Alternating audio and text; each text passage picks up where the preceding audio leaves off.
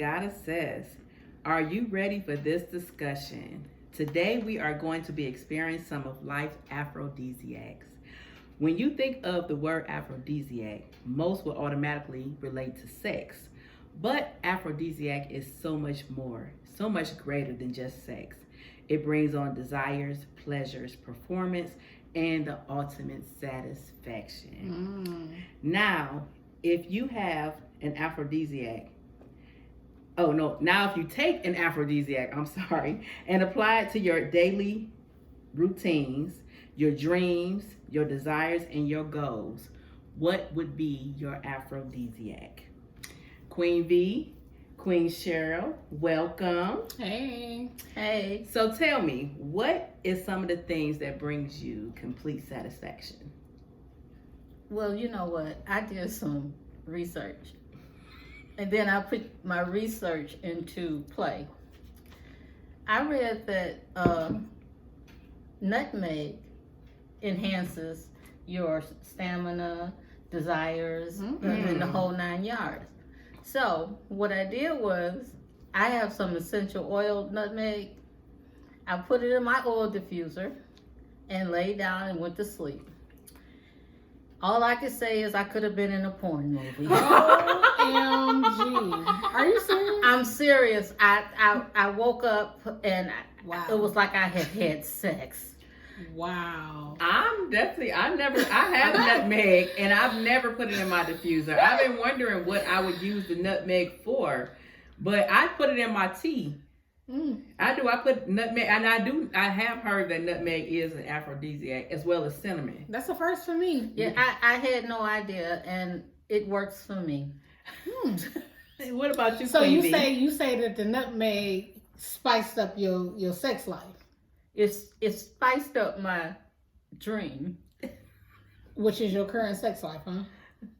My current sex life is not that dream that I was having, and like I said, when I woke up, I had to like lay there for a minute because I really thought this was real. Wow.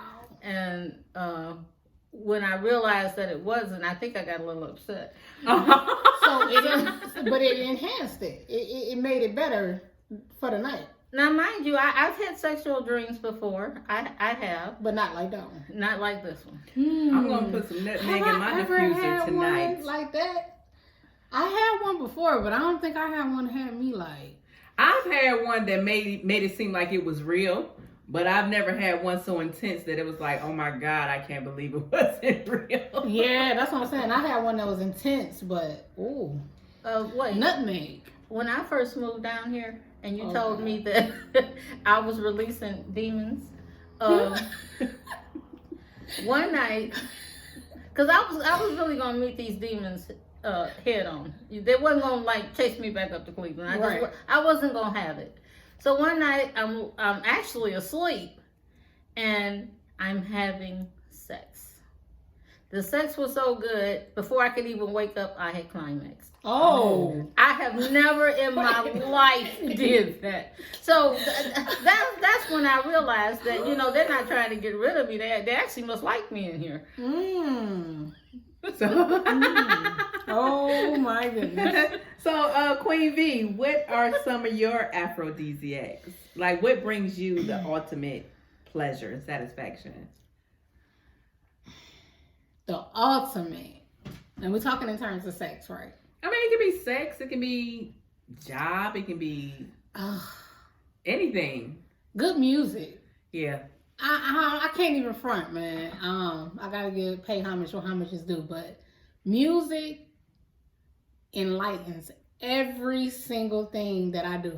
Yeah. When I cook, when I do hair, when I drive, when I'm ready to get it on. It's so much better when music is playing.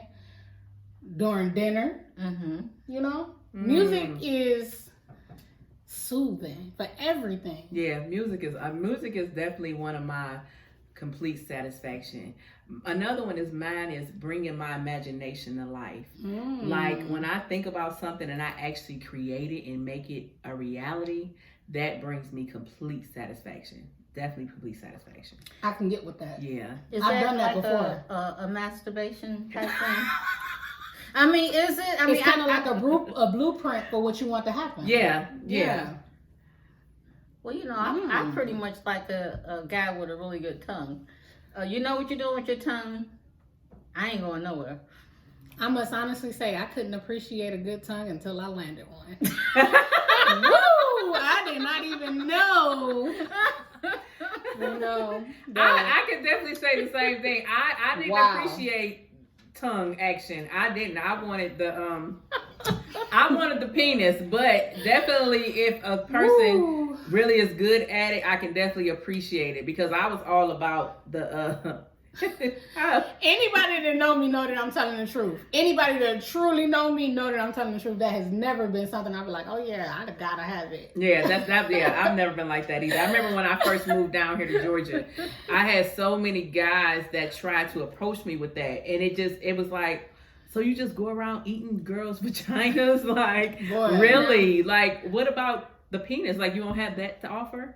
But yeah, that wasn't something that but definitely, yes, if they're good at it, I can definitely appreciate something like that. Mm-hmm. So, what else gets your your libido going? You, Queen Cheryl. What gets my libido going? Mm-hmm. The last time it was going, and I'm not gonna lie, I was being spoke to really, really dirty, Oh Lord. and in a way that I never would have thought that I'd like to be talked to, God. and that turned me on. That got my libido going. I'm a leader past in the past, and now I understand. So role playing definitely gets you going. Oh yes, it does. Well, let me tell you, I used to. I don't know if we call it we dated or what we called ourselves doing. Like, I'm all about the imagination, and so I used to be in an entanglement with a man. And I like that word. he was an aggressive lover. And I've always, women, we've always wanted that aggression, that control kind of thing. I thought that's what I liked until I was actually in that situation. I'm all down for the role playing, but I'm not with the aggressiveness of sex. If a guy, slightly chokes me, yes, I love it. Maybe tap me on my behind, bam. This guy was a choker. He had smacked the crap out of me. He had smashed my face in the pillow. I was all types of dirty, this and that. I didn't know if he was raping me, if he was beating me up. And then when we got finished, he'd be like, oh my God, I love you. You do? I couldn't get with it. That's So deep. I'm definitely with the role playing, but I'm definitely not with the aggressive sex. Do you like aggressive sex? Some. Some. I don't like to be called bitch. I don't care what kind of way you sugarcoat it, sweet bitch, freaky bitch. No, I do not like to be called bitch. But if you're gonna pull my hair, just don't pull it too hard. Oh Lord. Oh God. Lord. No kind of slaps or and I don't care if you don't think that they might you might think that they're gentle. I don't want to be hit too hard, whatever. Yeah, you can smack me on my ass if I've been a bad girl, but whatever, it enhances the whole experience. What about you, Queen B? So the question was, do I like aggressive sex? Yeah. But can I answer that? Because I think that you would be the aggressor. I really do, and I've never had sex with you before. I'm not gonna say. Okay. No, I am gonna say. I've been called a rapist a few times before. I think you're the person that says, "Get your ass on that bed." No, I don't do that. I'm not domineering. I'm not a dominatrix. I'm not. But I will take control. If you feel me. You know what I'm saying? I don't have no problem initiating, taking control, getting you up, nothing, It is what it is. I'm the total opposite. Like I mean, I don't mind doing it, but I more so like to follow the partner's lead. Like I like for the man to take the lead and lead me into it. So if he's getting passionate, the more that he turns me on, the more that I'm going to turn him on. But if he's just sitting there waiting on me to go ahead and take the lead, we're going to be sitting there all night. And that's just me. I like for a guy to take the lead and to take me by the hand and just show me where we going. What movie is we playing tonight? And then whatever he takes me into, I'll get into character. But I hate being the one to have to set the scene. What if he takes you somewhere that you really don't want to go? Like in the car. I mean, really. We're going to leave that right there. Well, I am a type of person that I'll try anything once or maybe twice. And so I won't know if it's somewhere I don't want to go unless I go. And if it gets too out of hand, then I'll let him know, like, hey, this ain't for me. But I'm a big girl. I try anything once. I will. I try anything once. Only thing I'm not into, as long as it's me and that partner, we can try anything. When you want to bring somebody else into the mix and all of that other stuff, that part I'm not into. Yeah, I don't think I'm into But that. if it's just me and him, we can be and do whatever. And then I'm an empty nester, so hey, it's like it all goes whatever. Let's go ahead and let's make a scene through the whole place. But yes, if it's me and him, we can try anything.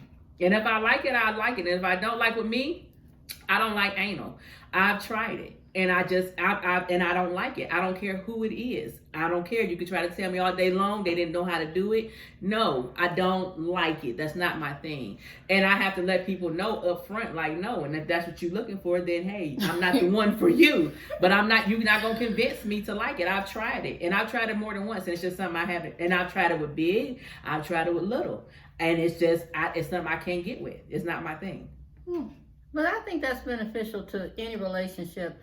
You have to get those things out the way in the beginning. The beginning. Yeah. Because see, I don't want you trying to guess what I like. I don't want to have to guess what you like. And if we talk about it in the beginning, you pretty much know who you're going to have sex with and who you're not going to have sex with. Yeah. And you talk about it in the beginning. Well, I like this. If they don't like that, and you like that, you're not going to be able to make them do it.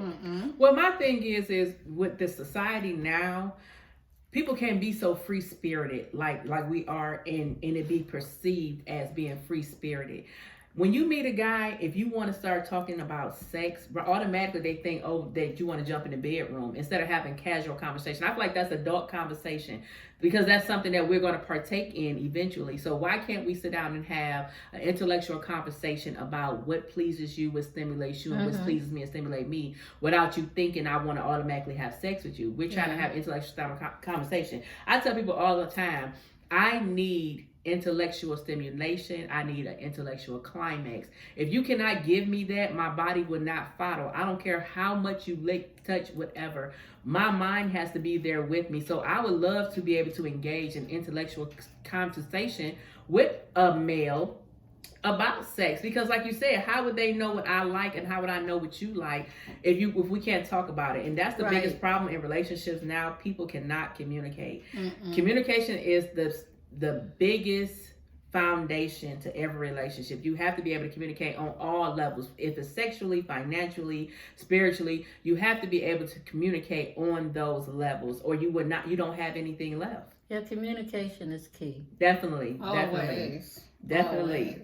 So when you want to set the mood, Queen V, with you and your boo, what do? I love lingerie. So any man that I'm gonna be with, he has to appreciate that because I like to put on a show. I was a drama major and stuff. But yeah, I like to put on a show. And that's with anything that I do. I like to, if I'm gonna do something, I'm gonna do it big or I'm not gonna do it at all. You know what I'm saying? Because I feel like we all deserve that. No matter who you are, what you got going on, if you get up every day and you tend to do good and you work and you do what you're supposed to do as an individual, you deserve to be catered to at some point in time. Oh, yeah. So when I do stuff for people, I'm doing it big.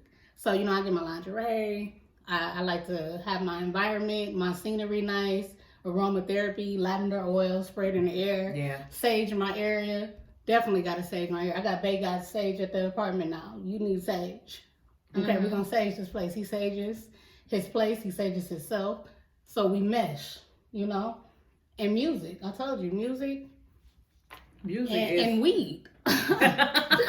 Let me put that out there. Like, if it's anything that I could use to stimulate sex, it's only weed. It's weed and it's music. Yeah. Weed to me is a natural herb that makes you feel good. It makes me feel good. I'm functioning. And weed does different things. I tell everybody, before you judge, do your research. You know what I'm saying? It's so close to passing and being medically, you know, prescribed to people because it is. It's a medicine, and it's a natural medicine. They don't want us to have it because it's so easy to grow it and have it on your own. And then, you know, that go all into that politics and the money and the funding and all that other stuff. But in all actuality, you guys, it's a great natural herb that heals. It makes you feel really good.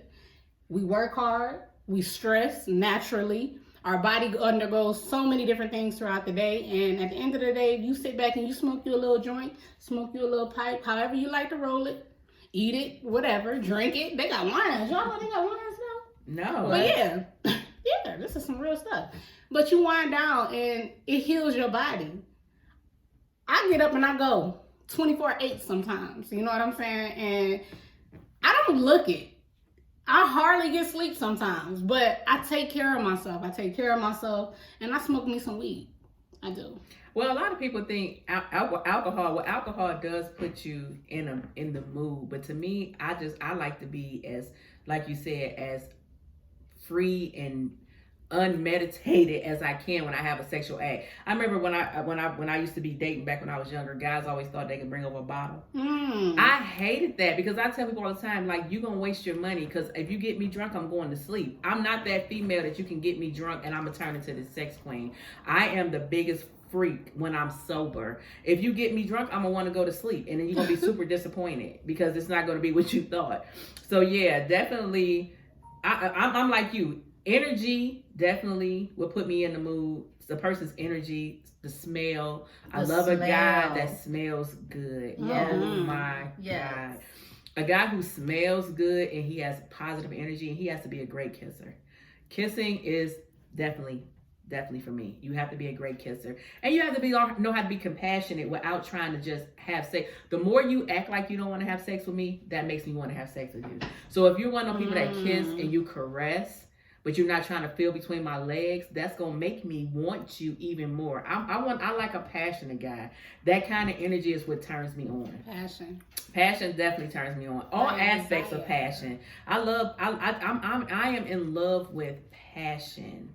The passion part of it. I love the sex. I am. Yeah. I definitely am. I like the sexual part, but it has to be passionate. Like, you have to be telling me you need me, you want me, I'm beautiful. Like, all of that while you in my head, because that's what's going to make me have my climax. But if you just up there sweating, I'm telling you, I can sit there and just lay there and you'll be like, so it don't feel good? I mean, it might, but I mean, you're not doing nothing for my brain, so I'm not getting nothing out of it. You got to be talking to me, and you got to stimulate all of me, just not down there. You got to get it all.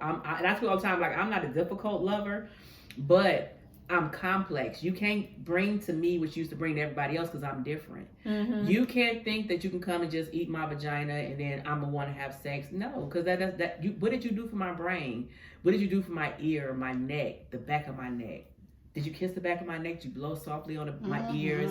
Did you do any of that? Did you caress my fingertips? Did you rub my feet? Whew, child. Man that rubs my feet. Lord, I'm like in Poetic Justice. I'm like Lyric, man. If you rub my feet, honey, that there is definitely an aphrodisiac. That is definitely an aphrodisiac. You rub these feet, honey. Yes, that is definitely. They rub your feet and they get it. Well, if they rub, so imagine this: you got a nice looking guy. He smelled good. Mm-hmm. He came over. He looking good. Fresh haircut, line up. Yeah, that's important too. Daddy. Yeah, hygiene. He come over, he done had a hard day at work, you done had a hard day at work. But he ain't talking about his day. Mm-hmm. Baby, you had a hard day? Let me rub your feet. I ain't gonna lie, he can get it from me too. Hello. Listen, let me tell you, because I didn't have my feet rubbed. You know what I'm saying? And a foot rub, it's certain, y'all know it's certain spots in the feet. Yeah. That can go to different organs. Yes. You know what I'm saying? So he already is initiating it. Because if he rubbing your feet, he know what he doing too. Oh, you yeah. know what I'm saying? If he rubbing those feet and then he's conversating with you and he's into you, that right there is going, like you said, because it is certain nerves. You forgot about the sucking of the toes. Oh, no, I don't want no man sucking. Now, Oh, wow. Wait. Wow. I mean, I ain't gonna say, I'm not gonna, that's not an aphrodisiac. It don't turn me on. It turns me on. I done had a man put my toe in his mouth, but I'm not gonna say it did something to me. The toe in your mouth, tongue in between the toes, licking all over the feet, wherever you want to put your tongue on my feet. I'm not trying to stop that. I'm not complaining. Whew. well, like I said, I like somebody who can be intimate without it being sexual, because that right there will make me want to be sexual with you. If a guy was rubbing my feet and he started licking my foot, it would probably turn me off. But like you said, if we were already in the act of having sex and he sucked my toe, that would probably do that for me. But if he was just rubbing my foot and he started sucking my toe, I'd be like, what? What are you doing? So yeah. Have you ever had a man make love to your mind? Yep. And this is before he even touched you. Make love to your mind. Yep. Well, I'm gonna tell the truth. My last encounter, that's what he did. He made love to my mind. That I've never had that before, and got me hooked on that stuff. I'm a junkie and I need a fix. Oh, So wait a minute. So is this like a public broadcast? I don't have nothing to hide. Okay, And there is no shame in Sherry's game. Oh, this should just kill him like that. So how did he make love to your mind? Oh, he just talked to me all sweet, and it was never anything about the actual having sex. It was just sweet, and like I said, it was just him inside my head, and just staying there for hours on end, making my panties wet, and you're not even touching me. Yeah. So like I said, definitely. Wow. had me like I was on crack. Well, see, that's what I'm saying about the intellectual stimulation. I yearn that, because most of the people that I tend to encounter, and I don't know how I got this look, I don't want it, but people tell me I have this come fuck me look. I just got done telling my dad. Didn't I say? I don't want this come fuck me look, because that's not what I'm looking at when I look at you. People say when I smile, my smile is inviting. It makes them think that I want to have sex. I don't. I'm just a happy person. I've always been that way. But I don't want to look like come fuck me. What I want to look is do you have some intellectual stimulation? Do you have some intellectual conversation? That's what I want to look like. So I want the world to know, when you see me, I want conversation. I don't want you to come and have sex with me. That's not what I'm looking for when you look at me. But I do yearn that I want to be able to have an intellectual conversation with a male counterpart, and it doesn't lead to, it's not coming off as being sexual. I want somebody that's going to stimulate my mind. It's like, because the mind is what we need. Without your brain and without your heart, you're dead. Yeah. The brain controls everything. The heart gives you life. The brain controls everything else. So I want somebody to stimulate those two things, because that's where my lifeline is at. My vagina is not my lifeline. I can be dead. You can still go down there and hit it, but I'll be dead. Keep me alive and keep me happy and energized, and just keep my energy flowing by stimulating those two things. And that's what I yearn, that type of stimulation. And it is definitely hard to find. It's like finding a needle in a haystack, honey. It is hard to find. It's definitely hard to find something like that. I've had some that have came close, but I definitely yearn that type of intimacy. That's the type. At this point in my life, I want that kind of intimacy. I want the sexual, and because it's like sex and all of that pleasure is like icing on the cake. I want the cake. I want it all. That's why I say I'm not a complicated lover, but I'm complex because I want those steps. I don't want to just jump onto the icing. I tell people all the time, I eat cake. I don't too much care for icing. I eat the icing if it's good, but most of the time I be done scraped all the icing off because I'm like the cake. So give me the cake. I'm just one of them people that I want the whole thing. I don't just want half. I don't care how good you is in bed, because once you're finished, it's like if we don't have anything to talk about, if you don't stimulate me in any kind of way, you just would have been another notch on my belt. Sorry. That's all you got. That's it. That's all you have. And a lot of people get offended like that because people don't keep it real like that. And maybe if more people kept it real like that, then people would quit leading with just that part of their bodies. That is the biggest turn off in the world. I can't stand it either. It is definitely the biggest turn off. And a lot of people don't understand it. I hate when a man leads with his penis, because it's like, so what else you got to offer? Like back in your day, Mom, I remember you telling stories about how you and your boyfriends used to sit on the porch and they used to court you. Oh, I yearn for that type of affection. No, they don't. They don't. I yearn for that type of affection, for a guy to want to come over and sit on the porch and we just talk.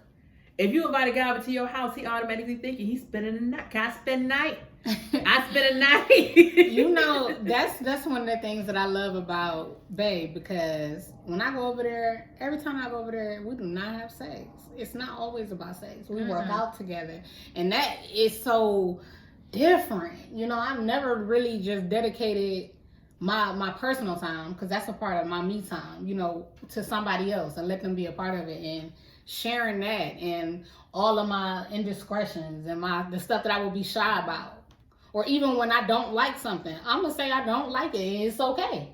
And we work it out. It's a beautiful thing, but you really gotta really be open. I think that's the only thing I can say that's been different for me being in this relationship with him. I don't know how he feel about it, but me, it's like open communication. I'm not holding nothing back, And that's a good, beautiful thing, because a lot of times I have learned in relationships that I have been in that I've had to bite my tongue, because people are going to perceive it the wrong way, or you're going to hurt their feelings. Yeah. I want to be in a relationship where I can be as transparent, because I don't want to pretend. That's the word. I want to be the person that I am, and you be who you are. And if that's what I can deal with, then I'll accept it. Right. But don't pretend and have me pretend, and then we 6 months, 7 months, 10 months down the line, and we realize we don't like each other. Yeah. And that's time wasted. Yeah. And you've shortchanged yourself. He's shortchanged himself. Yeah. And that's not fair. Yeah. I'm gonna tell you,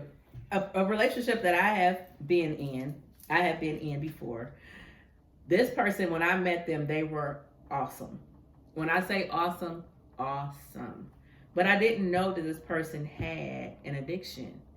And I felt like if that was something they should have presented in the beginning, because I felt like I was deceived, of course. And by the time I found out they had an addiction, I already had feelings but for who's them. gonna tell you they're a crackhead? Well, it don't necessarily be the crackhead. No, I gotta be the addiction. No, but wait a minute. I've actually that's had. our mother. No, really. I've been with 3 different crackheads.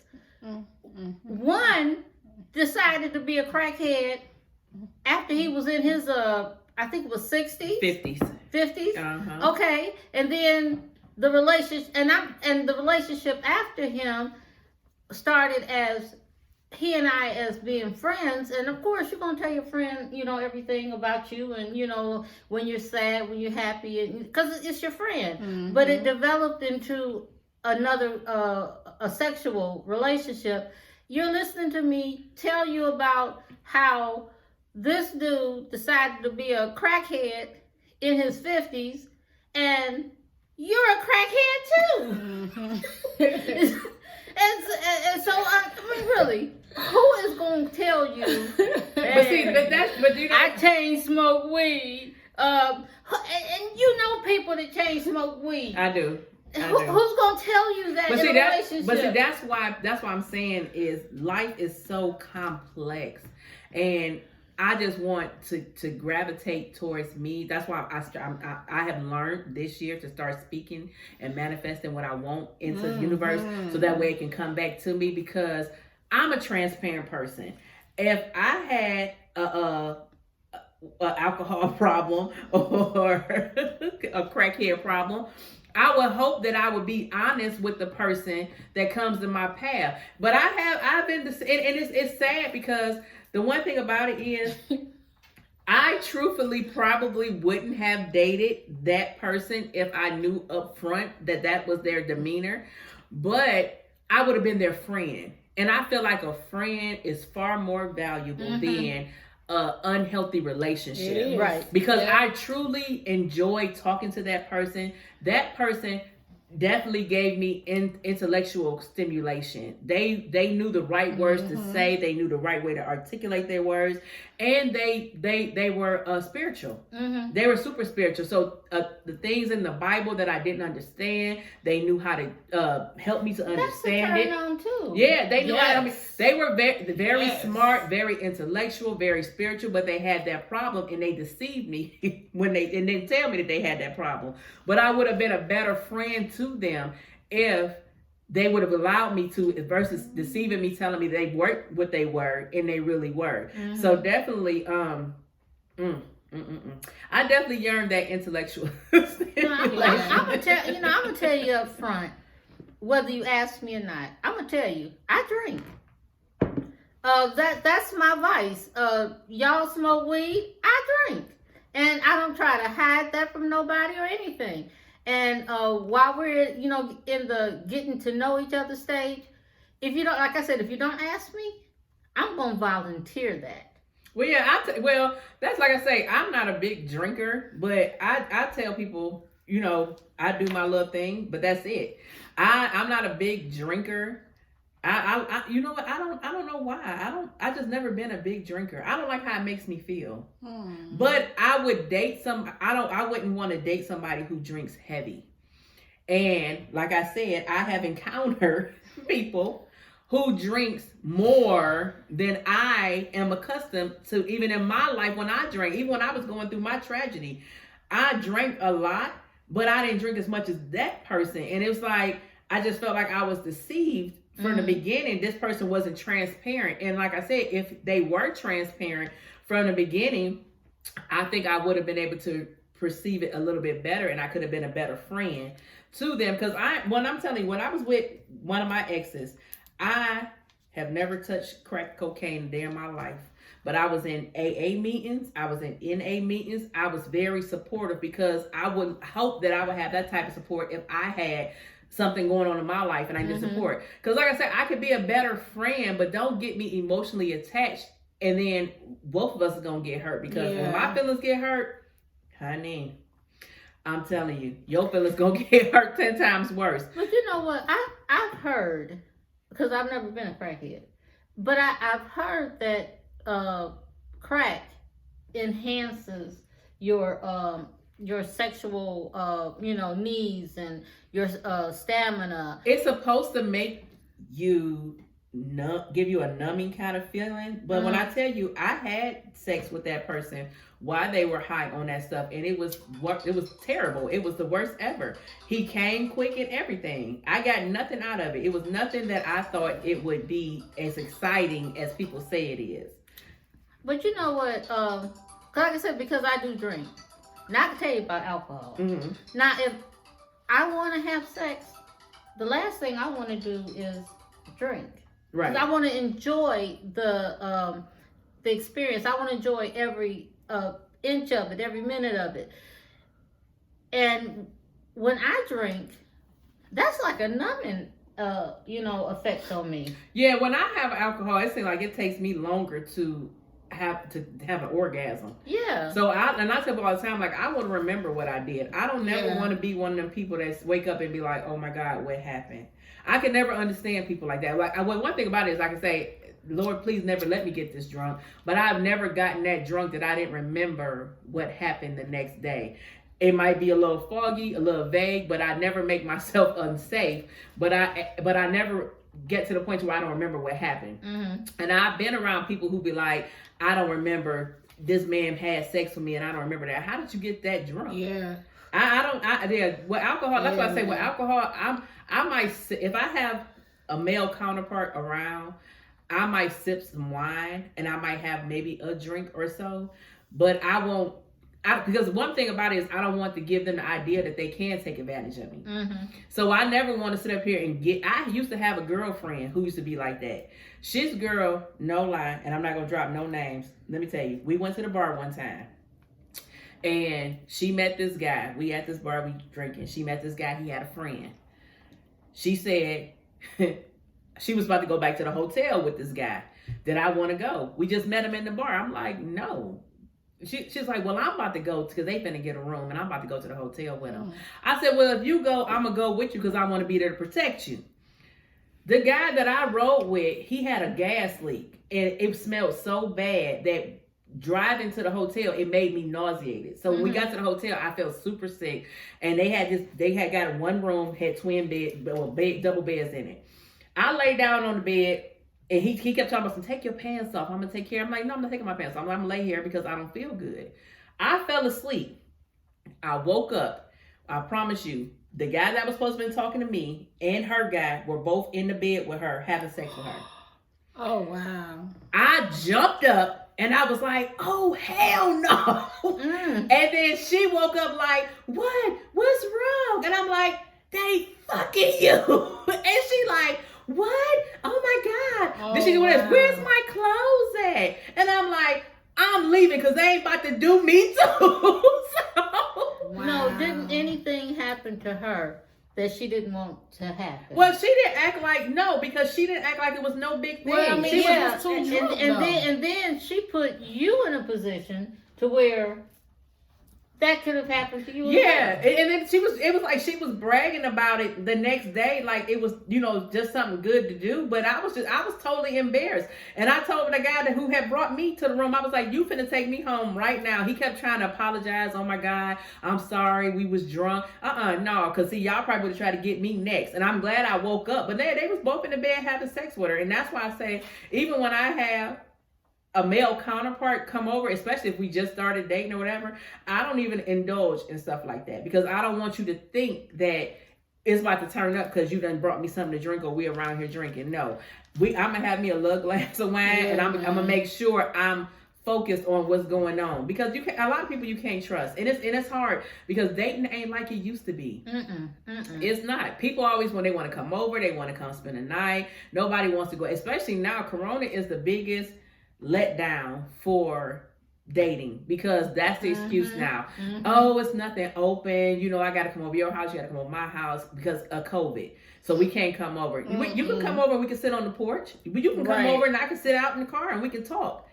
Like, that's why I say I wish 70s, I'm a 70s baby. And listening to my mother talk about how it was when she was growing up and how dating was and guys would come sit on the porch. Even me when I was younger, I remember growing up on Granny Street on Home Court and we used to be outside till the street lights came on. We didn't have to worry about nobody coming down there messing with us. And you liked the boy and we'd sit outside and the next day we couldn't wait to get outside to go talk to the boy because it wasn't about sex. It was just about liking somebody and getting to know somebody. People don't want to get to know nobody anymore.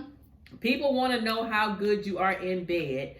They don't care about how good your heart is. They don't care about how good your head is, how good your ambitions is, your dreams. If you can't suck the skin off his penis, if you can't bounce it up and down and make it jiggle, they don't want to hear nothing about that. And it's sad. I'm not going to say... It's sad. I'm not going to say that everybody's like that, but it's like I said, it's like finding a needle in a haystack. Well, my generation for sure. It was my generation where they start being like that, or it became well known, you know what I'm saying? Because even growing up in high school, it was so juvenile to me. I used to be looking at my friends, and my friends know I felt like that, but I used to be looking like, dang, all y'all want to do is do it. Like, that's it. Everybody talk about having sex. And it was like, dang, sex is good once I finally got some.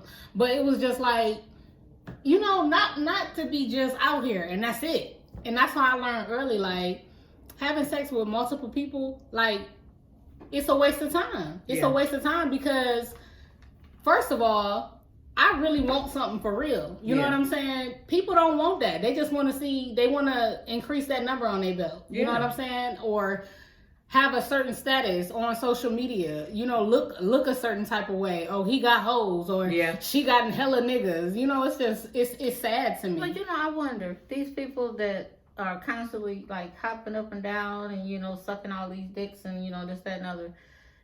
Have you ever even had anybody just read to you? No.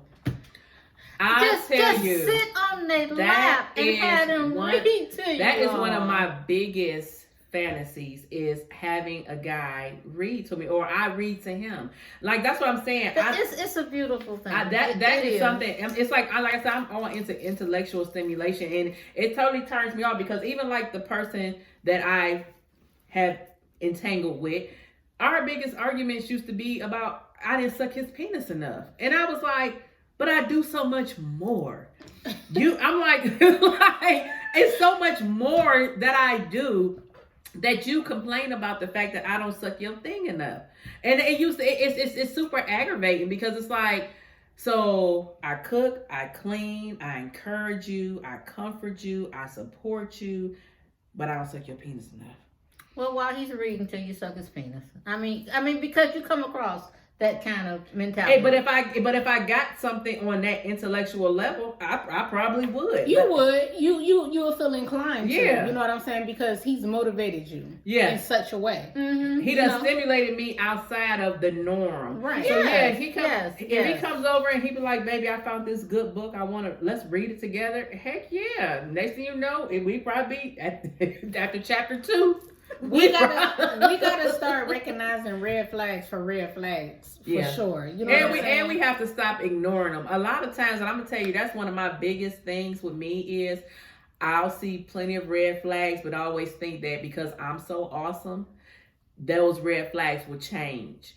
That's my biggest things, and what I have to learn is to see things at face value. I don't care how awesome I am. A person is not going to appreciate the awesomeness of me if they don't even appreciate the awesomeness of themselves. Right. So that's one thing that I am learning is once I see those red flags, that it's okay to walk away. I already know in my head everybody isn't for everybody, and I'm not for everybody. Mm-hmm. But like I said, my whole thing is because I have a hard time understanding is because I'm such a great person, and I'm not saying this because I'm super conceited, because I know me.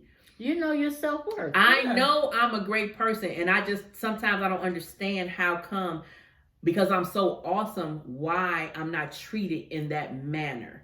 But what I'm learning on this journey is a person can't treat you how you deserve to be treated because they've never had something like you, and they don't even think enough of themselves. If a person never had a car and they always getting a ride, how could you expect them to appreciate your car? Mm-hmm. They won't, because they've never had one. They don't know how it feels to have their own. So of course, they're not appreciating this awesomeness because they don't appreciate themselves. They don't think enough of themselves. They've never had this. And it's sad that once they lose it is when they appreciate it. Because then it's like, I just feel like I always give people, and don't get me wrong, it's not something that I am proud of, because I don't want to be that trophy that everybody looks up to and they be like, okay, I've had this, so I'm always try to get it. No, I want somebody to get this trophy and cherish it. Mm-hmm. and not just leave it on their shelves, but to cherish it and nurture it. But I just feel like I give those guys that, like an ex that I dated, I knew that man was not worthy of me, but I dated him because he had a good heart. I felt he had a good heart, but at the end of the day, I made him look good. I gave him such a high confidence that he went out, he cheated with multiple people, and then threw it up in my face like it wasn't nothing. And I looked at him like, honey, you not even worthy of me. But I built his confidence up, and that's what I feel like that's what I do. When I've dated the people that were less fortunate, you created that monster. I created the monster. So I'm definitely learning to see those red flags and to basically stop. Yeah. Stop while you're ahead. Stop. Just stop. Because if you stop right then and there, You can walk away and it won't nobody get hurt. It won't be no feelings. It won't be nothing. Yeah, you might have lost out on, well, you really didn't lose. You didn't lose because you're the catch. Always remember that. Always remember that you're the catch. And a person, you are worth a person jumping through hoops. Now, I'm not saying you gotta have a person buying you this and buying you that. It don't have nothing to do with that. You are worth somebody taking their time, getting to know you, giving you what you need. Yes. And you are worth them the wait. If you don't want to have sex with somebody and you say, I think we should wait 60, 70, 80 days, however long you feel like they should wait. He has to respect that. Worth them waiting that.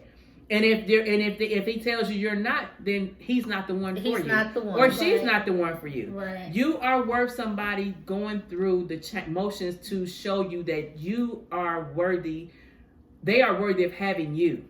And that's what I'm learning. I have definitely learned that I am worthy of somebody giving me what I need. And I'm okay with saying, no, that's not what I need. And no, thank you. That's okay. I have learned that because I have been through so much with dating. I am definitely a hopeless romantic. In my whole life, I've always wanted love. But I didn't know how to get it because I didn't love me. Once I loved me and I knew how I felt when I loved me, now I know what it takes for somebody else to come into my world to love on me too. But I couldn't expect nobody that I've dated in my past to love me because I didn't even love me. And how can I tell them what makes me happy if I didn't even know what makes me happy? So it's definitely been a journey. So definitely get to know you, get to know what makes you feel good, and self-preservation. What is it called, Val? I'm sorry. Self-preservation. Preservation. Self-preservation is always good because, and don't think it's nothing wrong with it, honey, because how would you know what pleases you if you don't please yourself? You got to learn how to explore yourself. You got to learn what turns you on. Date yourself. One thing my sister taught me was you got to date yourself. And I do. Mm-hmm. I take myself out to lunch.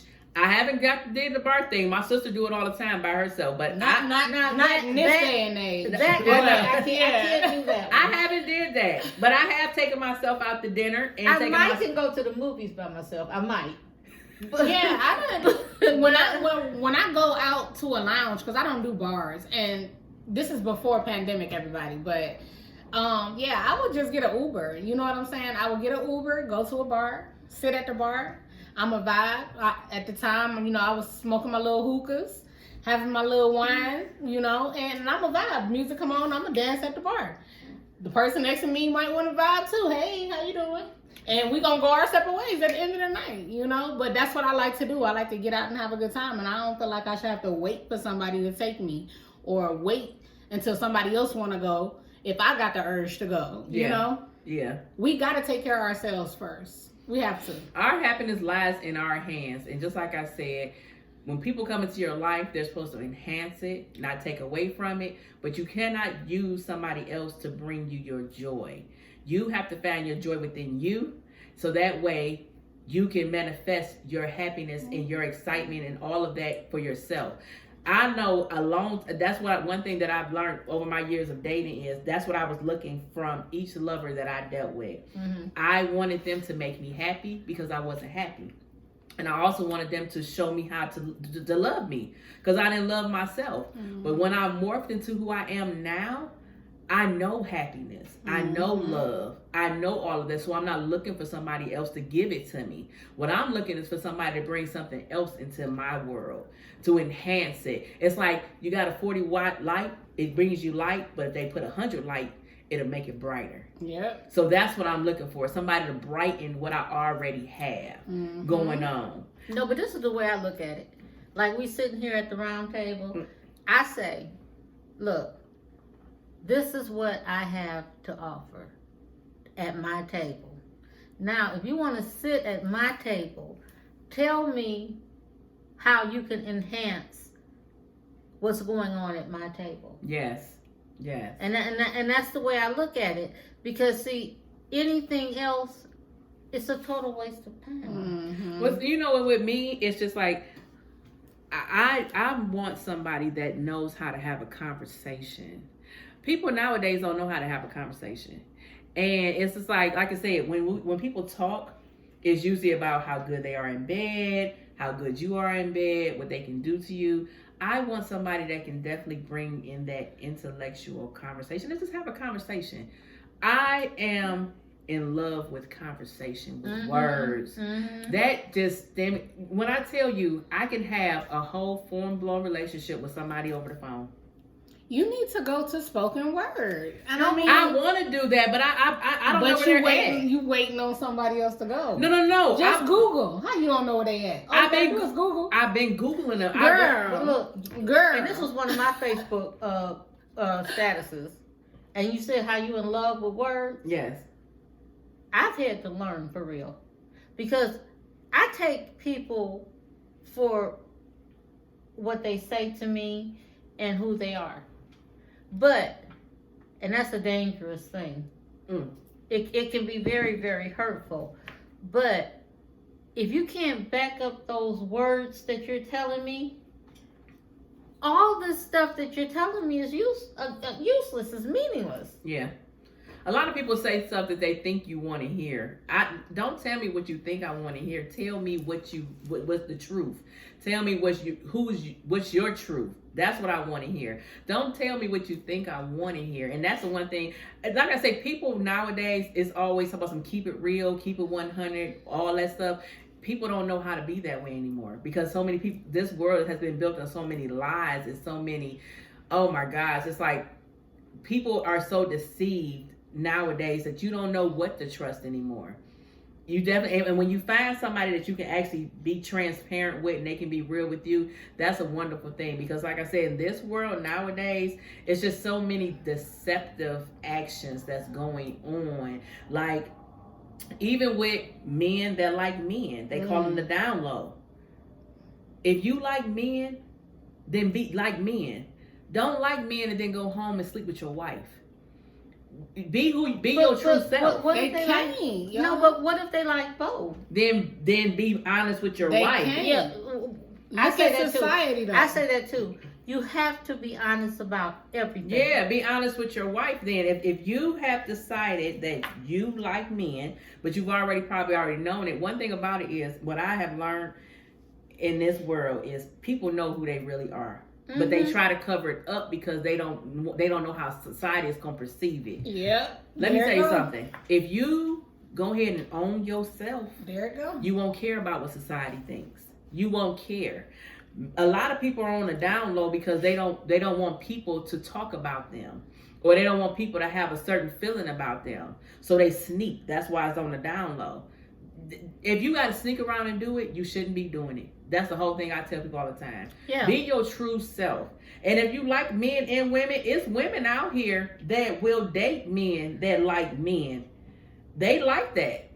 They'll have sex with both of them, and they'll have sex with them. Hey, that's your thing, honey. Do you? That's fine. I'm okay with it. That's your thing. That ain't me, but that's your thing. But if you were honest, you would find somebody who likes what you like. But why be deceptive while your wife thinking that you being faithful, but you actually out here sticking a man?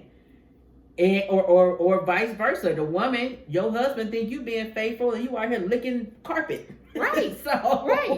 Yeah, people in this world, it's just hard to find a person's true. And then it's like I said, because it's so much, like even down here in Georgia, the ratio to men and women is so off. So it's definitely hard to find a single straight man that's got something going for itself. It's very hard to find that because either he gonna have a wife, he gonna have girlfriends, that's horrible. He gonna have. I'm talking about, and it's okay. I remember when I first moved here, I was co-workers with this girl, and she was dating a guy that was with a girl, and I told her, I said, well, don't that bother you? She said no, because when he with me, he's my man, and when he with her, he's her man. But you know what? When I moved down here, I already had that knowledge, and it didn't bother me. Because, now I'm going to tell you why it didn't bother me. Because I wasn't looking. I was not looking.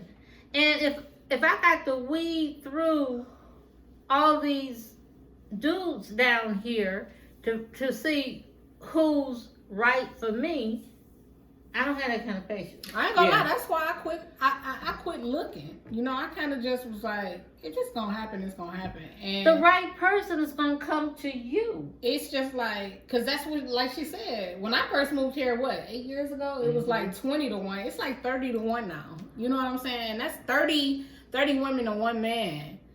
And then, like she said, then you got to pull out, you know, the LGBT community and all of that. It's a lot. They're the ones who got habits that you don't partake in, and but that's life. You know, that is, and that's life, and that's why it is crucial to get to know yourself, because you don't know when our higher power gonna present you with that one. Yeah. Mm-hmm. So it's best to learn and find yourself early so that you won't entertain so much bull crap. Yeah. You know what I'm saying? And that's what it is. Like, we got to get back to just doing what we got to do for us. Yeah. It feels good to have somebody, but you don't have to have somebody. Yeah. I think that's my biggest thing with my generation and society and social media and people just feeling like they gotta be in a relationship.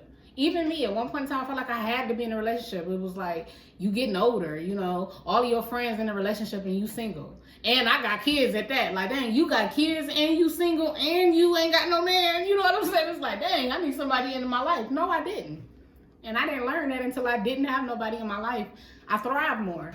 Yeah. You know, I thrive more on every level. As a mother, as a woman, as a co-worker, as an employee, as a manager, I thrive because I didn't have that and I didn't need that. It was other areas in my life that needed to be worked on. Well, the thing is what I realize is when I'm by myself, like you said, I'm more productive. I'm more so concentrating on my health, on my job, on my businesses. I am more productive.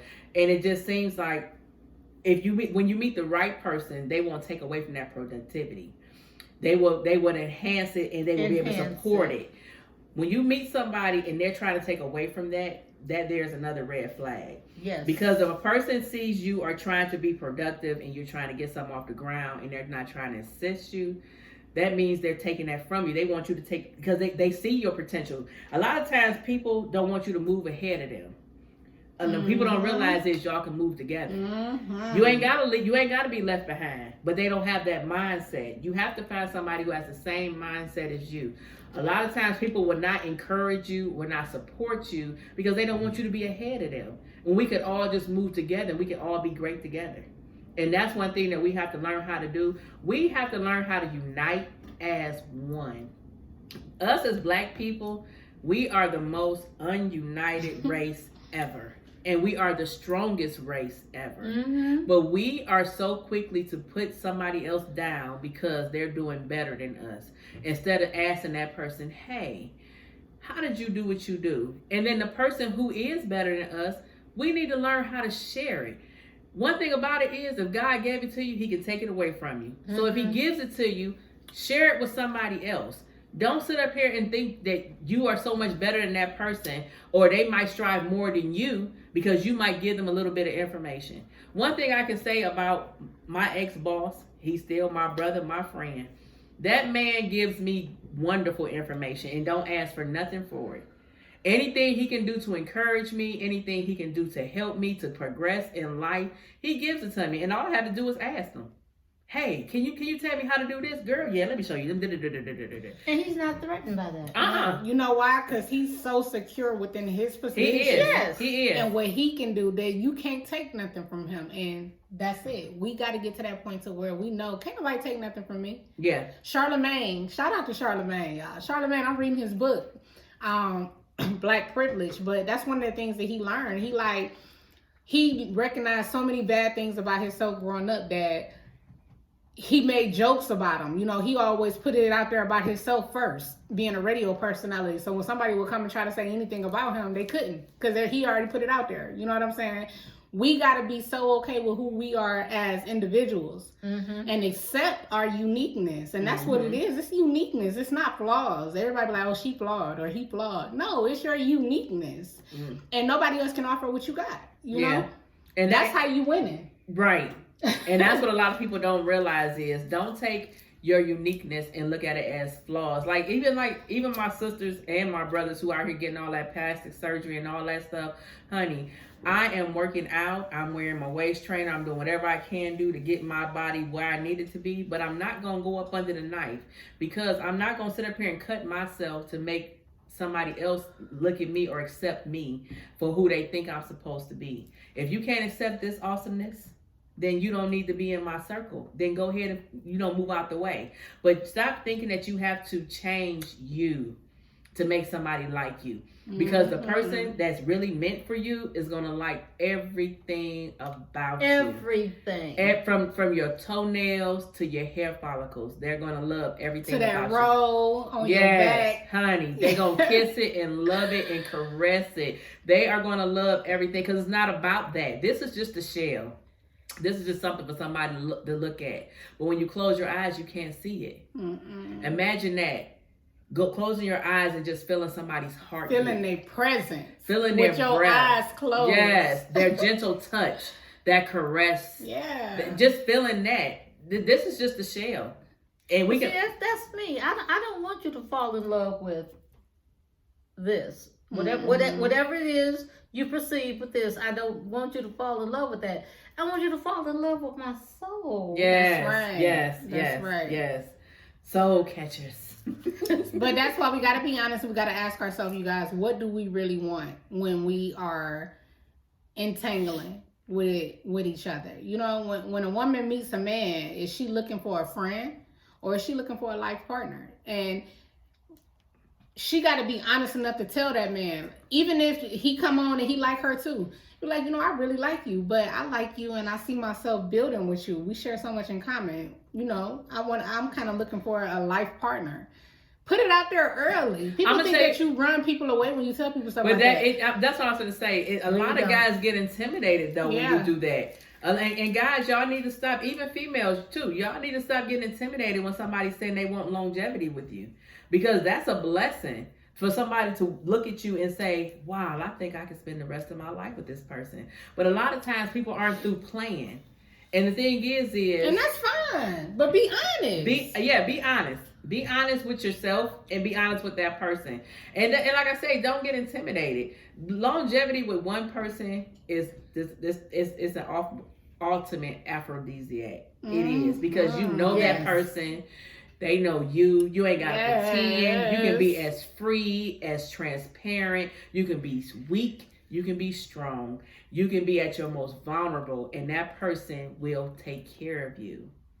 So definitely, like you said, find out what makes you happy. First, you got to love you. And once you love you, then you put it out there in the universe. And the universe will bring somebody into your world that's going to love you just as much as you love you. And that's that life.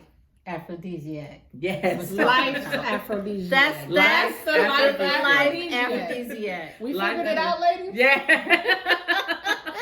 How long did it take us? An hour? It took us an hour to figure it out, but we did figure it out. So definitely come back in 2 weeks and join us again. We're going to always have something good and juicy for you all to listen to and to vibe with. And always sit back and relax and catch this vibe. See y'all next time. Peace.